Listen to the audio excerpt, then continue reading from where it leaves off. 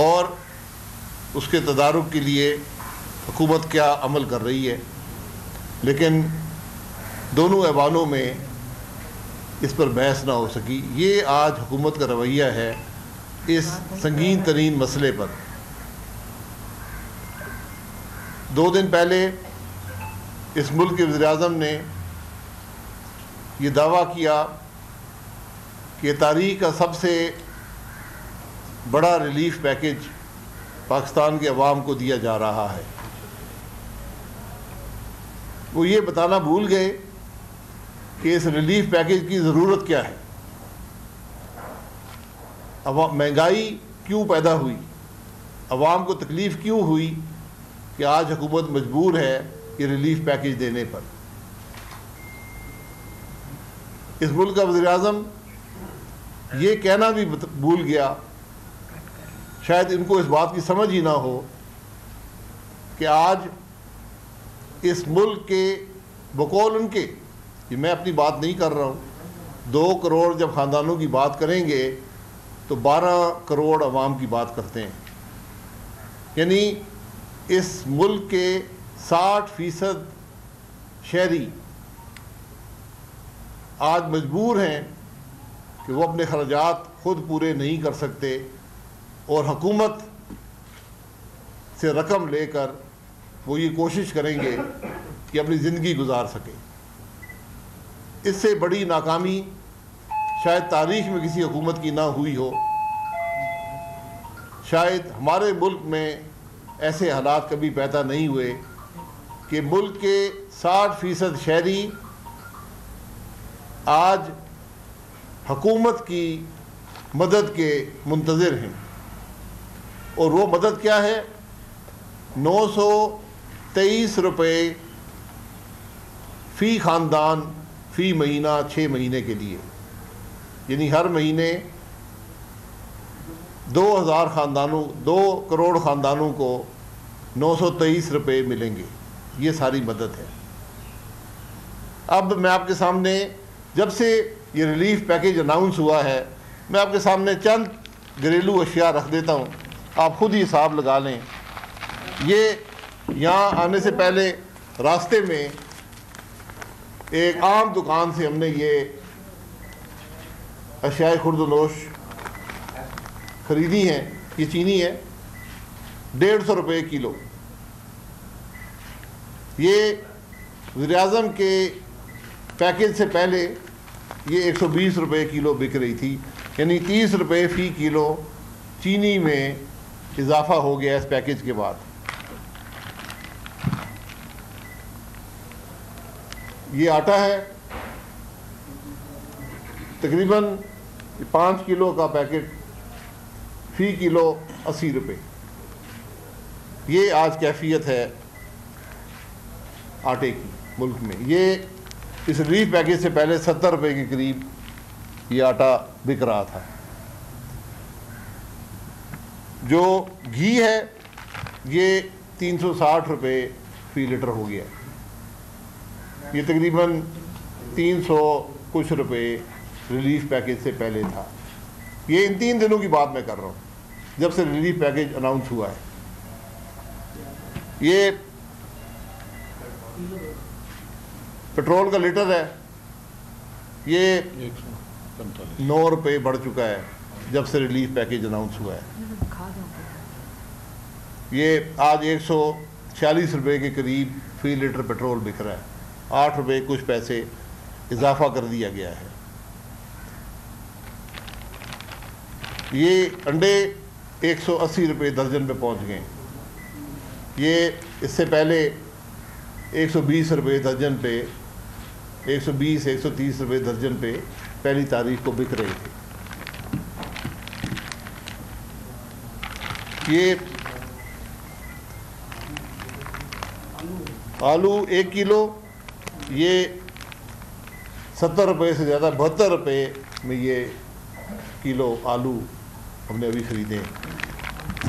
اور یہ پیاز ہے جو اس دکان سے 50 روپے کلو ملا ہے، لیکن مجھے یہاں کے لوگوں نے بتایا کہ 62 روپے کلو یہ پیاز بک رہا ہے اس وقت ملک کے اندر۔ یہ آج ملک کے حالات ہیں، اور ہم نے یہ حساب لگایا ہے کہ صرف ان 3 دنوں میں یہ تمام اشیاء وہ ہیں جو ہر گھر استعمال کرتا ہے، امیر ہو، غریب ہو، تنخواہ دار ہو، کاروباری آدمی ہو، جو شخص بھی ہو، ان چیزوں کے بغیر زندگی گزارنا ممکن نہیں ہے۔ روز مرہ کی چیزیں ہیں، روز مرہ کی ضروریات ہیں۔ ہم نے یہ حساب لگایا کہ صرف ان 3 دنوں میں ایک عام گھر پر جس میں 6 افراد ہوں 3000 روپے کا اضافی بوجھ ان 3 دنوں میں عوام پر ڈال دیا گیا ہے۔ ابھی میں نے بجلی کے بل میں اضافہ نہیں رکھا، ابھی میں نے گیس کے بل میں اضافہ نہیں رکھا، ابھی میں نے دیگر جو چیزیں ہیں ان کا اضافہ نہیں رکھا۔ 923 روپے کا وعدہ، ابھی یہ صرف وعدہ ہے، فی گھر دیے جائیں گے، فی گھرانہ، اور آپ نے 3 دنوں میں بوجھ جو ہے وہ 3000 کا ڈال دیا ہے۔ یعنی لوگوں پر اگر یہ پیسے 923 روپے مل بھی گئے تو ان کو 277 روپے جو ہیں 2077 روپے اضافی بوجھ ان 3 دنوں میں عمران خان نے پاکستان کے عوام پر ڈال دیا ہے۔ یہ آج اس ملک کے حالات ہیں، یہ اس حکومت کے حالات ہیں۔ اور سب سے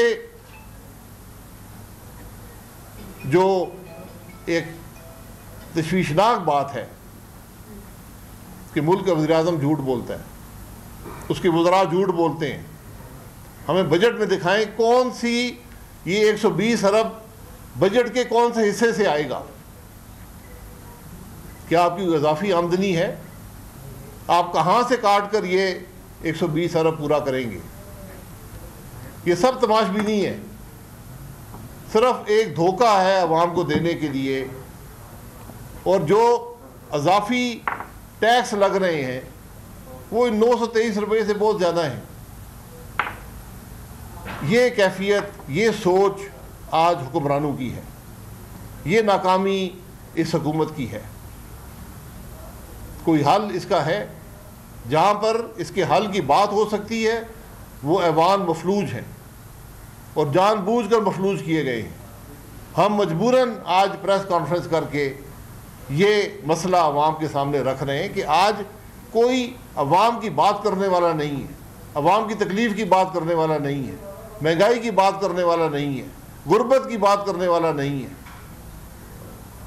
یہ کام اپوزیشن کا ہے، لیکن اپوزیشن اس ایوان میں کہاں بات کرے جہاں زبان بندی ہے۔ آج بمشکل خواجہ آصف صاحب نے قومی اسمبلی میں مہنگائی پر بات کی، اور انہوں نے کہا کہ اس پر فوری طور پہ اس پر قومی اسمبلی میں بحث ہو، مہنگائی کے حل کے لیے ہم سب مل کر راستہ تلاش کریں۔ وزیر اعظم وہ آدمی ہے جس نے کل بھی تقریر میں کہا کہ میں چوروں سے ہاتھ نہیں ملاؤں گا۔ تو وزیر اعظم صاحب، آپ کابینہ کے لوگوں سے نہیں بنانے والے جو 3 دن میں 30 روپے بڑھی ہے کابینہ کی ٹیبل پر موجود ہیں، ڈاکہ ڈالنے والے کابینہ کی ٹیبل پر موجود ہیں، دوائیوں کا ڈاکہ ڈالنے والے کابینہ کی ٹیبل پر موجود ہیں۔ 3 سال سے زیادہ ہو گئے، آپ نے احتساب کر لیا ہے۔ اگر کچھ کرپشن ہوئی ہوتی پاکستان مسلم لیگ نون کی تو آپ کو مل چکی ہوتی۔ آپ ایک کیس کرپشن کا پاکستان مسلم لیگ نون کی حکومت پر نہیں بنا سکے، کیونکہ کرپشن ہوئی نہیں ہے۔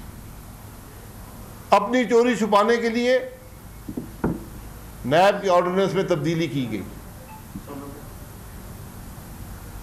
6 دن میں 2 آرڈیننس جاری ہوئے، اور روڈ آرڈیننس کا صرف مقصد یہ ہے کہ اپنی چوری کو استثناء دیا جائے۔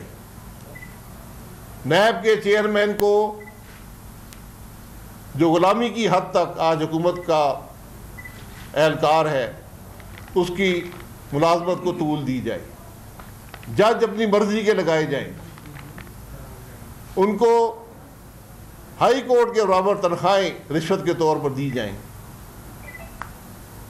چیئرمین نیب کو حکومت کسی وقت چاہے نکال سکتی ہے۔ یہ قانون بنایا جا رہا ہے ملک میں، یہ قانون بنانے کی کوشش ہے۔ عوام کے مسائل یہ سب یہاں پڑے ہوئے ہیں، اس کی پرواہ حکومت کو نہیں ہے۔ الزامات لگاتے ہوئے وزیر اعظم کو شرم نہیں آتی۔ تم الزام نہ لگاؤ، کارروائی کرو۔ 3 سال میں کچھ ملا ہے؟ کیوں جج ارشد ملک کو تمہیں خریدنا پڑا، دبانا پڑا، بلیک میل کرنا پڑا ایک جعلی کیس میں سزا دینے کے لیے؟ اور آج ملک کے وزیر اعظم ارشد ملک کی ایک فوج تیار کرنا چاہتا ہے کہ میں اپوزیشن کو شاید اس حربے سے دبا لوں۔ اپوزیشن دبنے والی نہیں ہے۔ اللہ کے کرم سے 5 سال ہم نے حکومت کی ہے، ایک پیسے کی کرپشن میں چیلنج کرتا ہوں، بار بار کرتا ہوں، اس حکومت کی کرپشن نظر نہیں آتی نیب کے چیئرمین کو، لیکن نظر آئے گی۔ اس نیب کے چیئرمین کو بھی جواب دینا پڑے گا۔ یہ وہ چیزیں ہیں۔ آج خاندانوں کی باتیں کرتے ہیں، خاندانوں کی باتیں کرتے تو احتساب کریں۔ یہ بات صرف ایک گھٹیا اور کم ظرف آدمی کر سکتا ہے جو ہمارے ملک کا وزیر اعظم کرتا ہے۔ یہ باتیں کرنے والی نہیں ہوتی۔ آپ حکمران ہیں، آپ لیڈر آف دا ہاؤس ہیں، اس ہاؤس کو جوڑیں، قانون پر عمل کریں۔ آج نیب چیئرمین کا عمل رکا ہوا ہے، الیکشن کمیشن کے ممبرز کا عمل رکا ہوا ہے کہ مشاورت نہیں کر سکتے۔ مشاورت آپ نہیں کریں گے تو قانون پر پورا عمل نہیں کریں گے۔ اس لیے آج ملک کو ضرورت اس بات کی ہے۔ آج ملک کے مسائل کا واحد حل جو ہے، کوئی اور حل نہیں ہے۔ حکومت ناکام ہے، عوام تکلیف میں ہے، ملک مشکل میں ہے۔ جب ایسے حالات ہوں تو پھر حل ڈھونڈنا پڑتا ہے۔ حل ڈھونڈنا ہم سب پر لازم ہے، اور واحد حل ہے کہ اس ملک کے عوام کو پھر اپنی رائے کے اظہار کا موقع دیا جائے، اور حقیقی معنوں میں دیا جائے۔ وہ نہیں ہے جو 2018 میں ہوا۔ چوری شدہ الیکشن ملک کو 180 روپے کی چینی دیتے ہیں، 150 روپے کی چینی دیتے ہیں، 80 روپے کا آٹا دیتے ہیں، 360 روپے کا گھی دیتے ہیں۔ یہ معاملہ چوری شدہ الیکشنوں کا نتیجہ ہے، یہ ہائیبرڈ نظام کا نتیجہ ہے۔ آج ملک کے مسائل کا واحد حل ایک فوری اور شفاف الیکشن میں ہے۔ جو بھی اس ملک کے ادارے ہیں سب اسی ملک میں رہتے ہیں، اسی ملک کے ٹیکسوں پر چلتے ہیں۔ جوڈیشری ہو، فوج ہو، انٹیلیجنس ہو، سیاستدان ہو، سب کا ایک مقصد ہونا چاہیے کہ عوام کی اس تکلیف کو رفع کریں، عوام کو اس تکلیف سے بچائیں، اپنے معاملات سے باہر نکلیں۔ ڈی جی آئی آئی لگ گیا ہے، نیب چیئرمین بھی لگ جائے گا، الیکشن کمیشن کے ممبر بھی بن جائیں گے، لیکن اس ملک کے غریب آدمی کا کیا ہوگا؟ تنخواہ دار آدمی کا کیا ہوگا؟ اس کی تنخواہ تو نہیں بڑھ رہی، اس کے مسائل میں اضافہ تو نہیں ہو رہا۔ کیسے لوگ گزارا کریں گے ان حالات کے اندر؟ اس کا جواب کسی کے پاس ہے؟ ان معاملات کا حل 923 روپے کے جھوٹے وعدے میں نہیں ہے۔ ان مسائل کا حل ملک کو ترقی دینے میں ہے، ملک کی معیشت کو مضبوط کرنے میں ہے، روپے کو مضبوط کرنے میں ہے، ملک کے حالات درست کرنے میں ہے، ملک میں نفاق کو ختم کرنے میں ہے، ملک کی سیاست کو مضبوط کرنے میں ہے، اور کوئی راستہ نہیں ہے۔ یہ باتیں آپ کے سامنے رکھنی تھی۔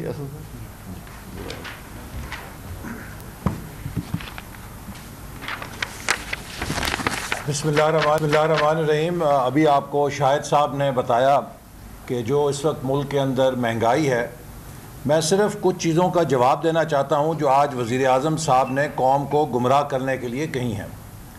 پہلی بات یہ ہے کہ جو پیٹرول اور ڈیزل کی قیمتوں میں اضافہ کیا گیا ہے، اس کا کسی بھی صورت عالمی میں قیمتوں میں اضافے سے تعلق نہیں ہے، کوئی تناسب نہیں ہے۔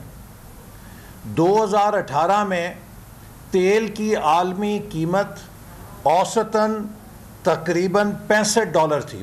عالمی منڈی میں جو فی بیرل قیمت ہے وہ $65 تھی۔ 2021 میں تیل کی اوسط قیمت عالمی منڈی میں $67 رہی ہے، یعنی کہ اوسطاً تقریباً اس عرصے میں تیل کی قیمت میں صرف $2 اضافہ ہوا ہے. اس کے اندر اتار چڑھاؤ ہوتا رہتا ہے، لیکن اگر آپ ایوریج پرائس لیں تو ایوریج پرائس 2018 میں $65 تھی اور 2021 میں $67 ہے. یہ تقریباً 3% فرق پڑتا ہے.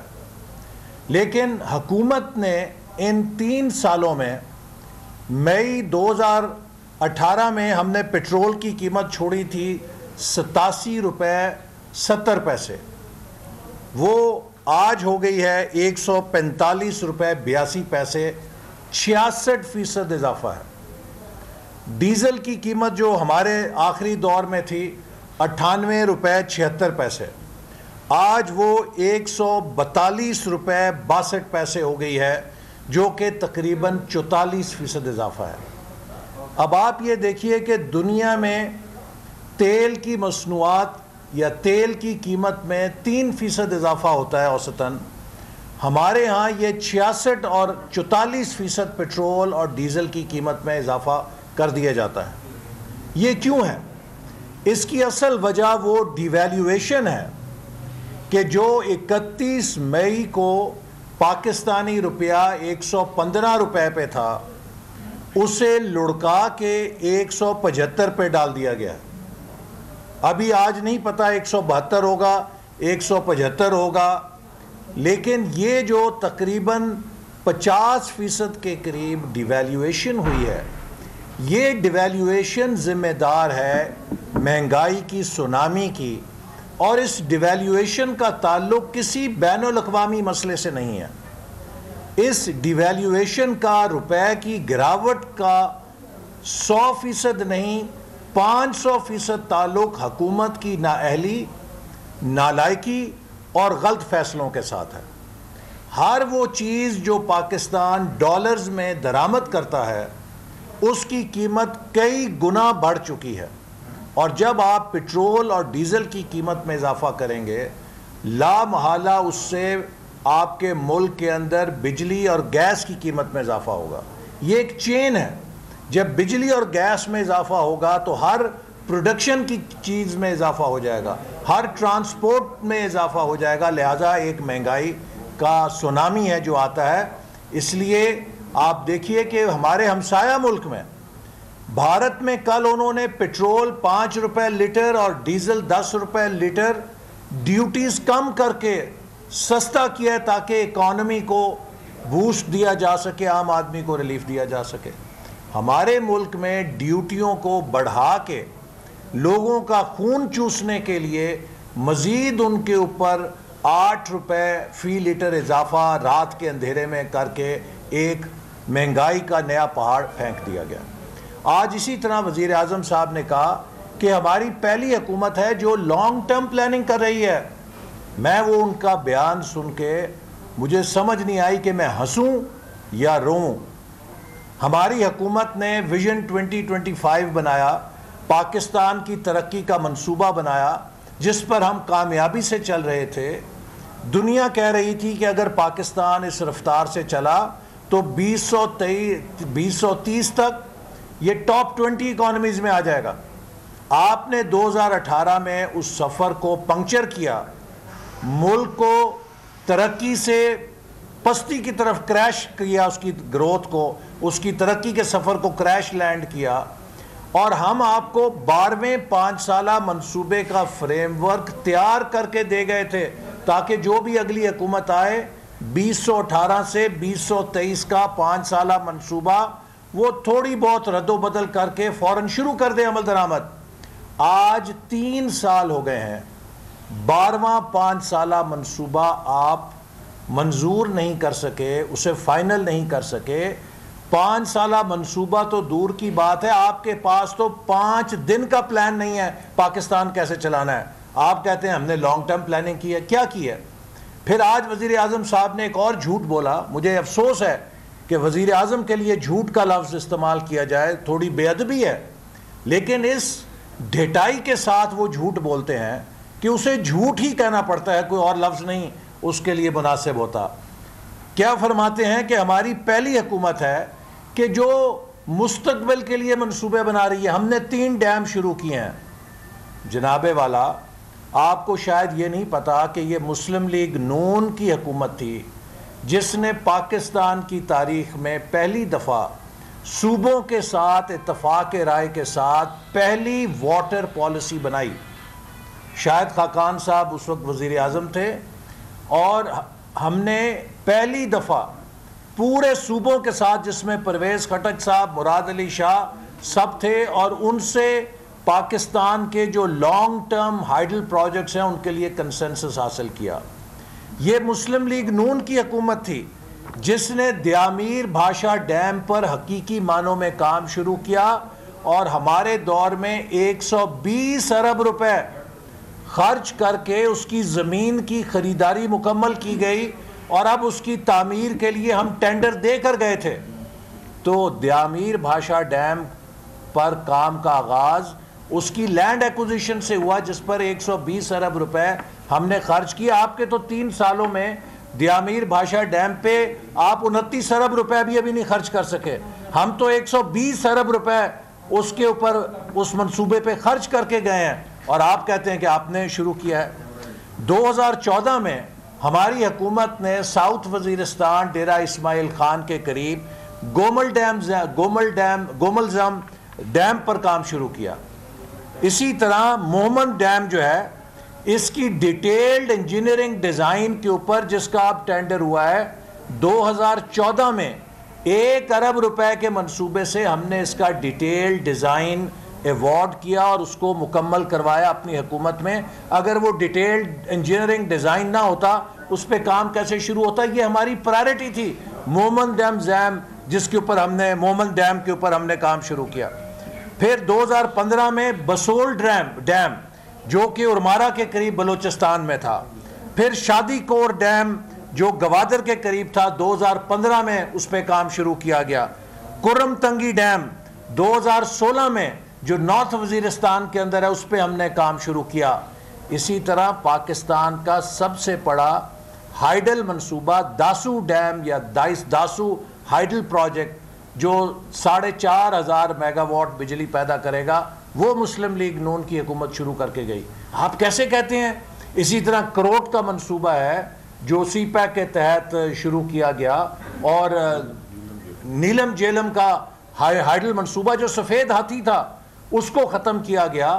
کچی کنال جو کب سے 1998 سے شروع تھی بلوچستان کے لیے اس کو ہم نے مکمل کیا اور ہم نے جا کے بلوچستان کی ڈیرہ بگٹی کے علاقے کو سراب کرنے کا منصوبہ اپنے ہاتھوں سے کیا.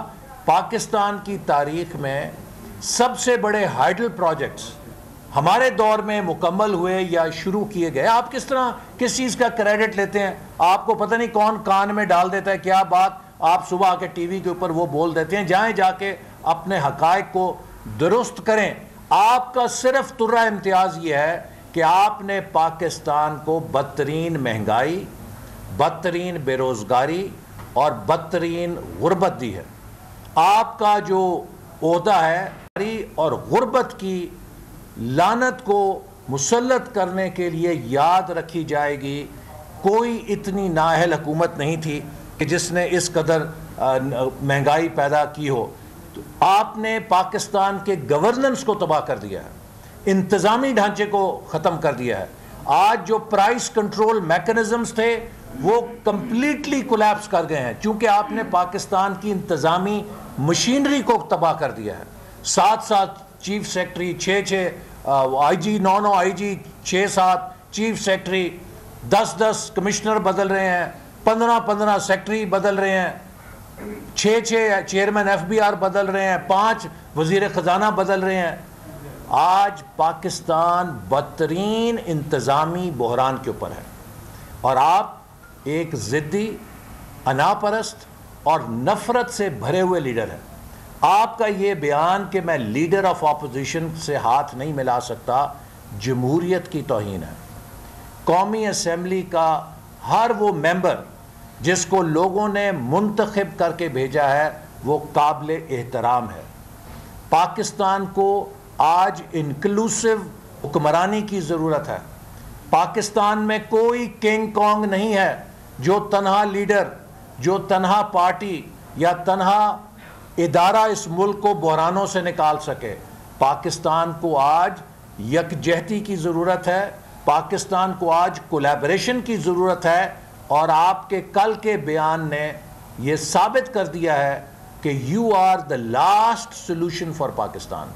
آپ عمران صاحب irrelevant ہو گئے ہیں، آپ نے معیشت تباہ کر دی ہے، آپ معیشت کے لیے irrelevant ہیں، آپ نے سفارت تباہ کر دی ہے، آپ خارجہ پالیسی کے لیے irrelevant ہیں، آپ نے ملک کی داخلی سیاست کو پراگندہ کر دیا ہے، پولرائز کر دیا ہے، آپ اس کے لیے irrelevant ہیں، آپ ملک کی سیکیورٹی کے لیے بھی irrelevant ہیں، چونکہ جو بحران آپ کی حکومت نے پیدا کیا ہے کہ پاکستان کے 3 سب سے اہم سیکیورٹی کے نرو سینٹرز، پشاور کور، کراچی کور اور ISI، یہ 3 ایسے ادارے اور نرو سینٹرز ہیں جو پاکستان کی سیکیورٹی کے لیے 5 منٹ کی غفلت کے بھی متحمل نہیں ہو سکتے۔